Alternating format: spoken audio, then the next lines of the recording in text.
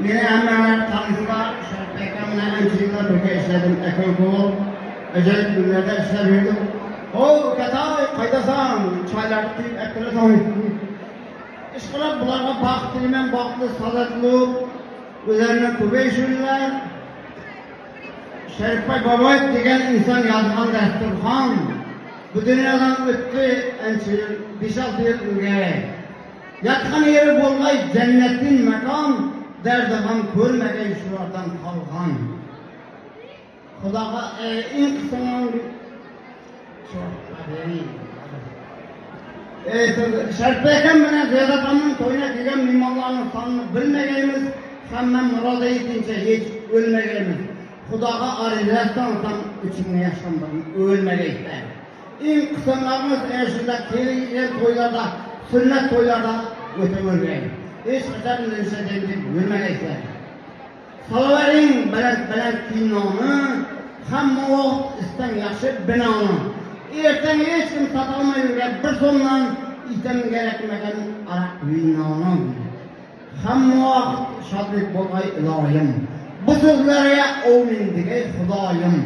Allah taolom nasib etgan o'ynab ko'rishni, ertan badal kuni bir so'mdan ag'aynib ko'rishni.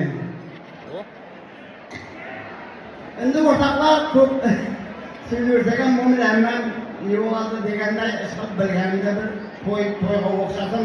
To'ydan kimishlar olmasa, bir yerda piano bo'lmasa to'yga o'xshamay qoladi, gullantiribdi. Shuning uchun bilganlarimni hozirga aytib berayim. İş bilgen adamın barışı yaxşı, haşerde yoklardan yiyişi yaxşı, çalkampır pensiya alışı bilen oğullarının forman deyişi yaxşı. Eseptin behuda kozganı yaman, at alıp işektin ozganı yaman. Hele davalamay turup hele bemarını doktordan kolunu çözganı yaman. Toydan son başının havlaşı yaman. İsmimde kadının davulaşı yaman. Takılıp tüptürüp dervada açsam üydagi oğlarının zerengi yaman. Mehmanını izzette küzetken yaxşı, hatanın vaxtida tüzetken yaxşı. Kadının işlerini becerip bulup ayakta bemalol uzatkan yaxşı. Dostumman degenin satkanı yaman. Adamın karısına batkanı yaman. İtyalak yanada üyde yetalmayın, işkenini domalap yatkanı yaman. Boşakan şişenin terengi yaman, dükkancının karısına terengi yaman. Nöbette teleşip senet ehlinin devrede birbirinin kovulası yaman. Basıl. Zor tuttu. Yaxşı ukam.